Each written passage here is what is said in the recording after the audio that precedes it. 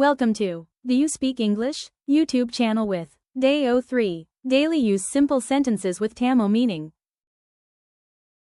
1. எனக்கு பசிக்குது. I am hungry.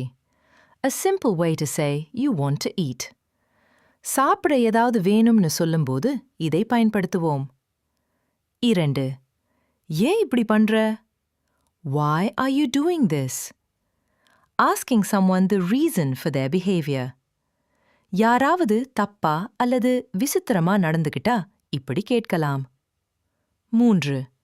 எப்ப வருவ? When will you come? Asking about someone's arrival time. ஒருவர் எப்போது வருவார் என்று நேரத்தை கேட்க பயன்படுவது. 4. மெதுவா பேசு. Speak slowly. A request for someone to lower their volume or speed. 5. வெளிய வெயிட் பண்ணு. Wait outside. Asking someone to wait in an outdoor area or hallway.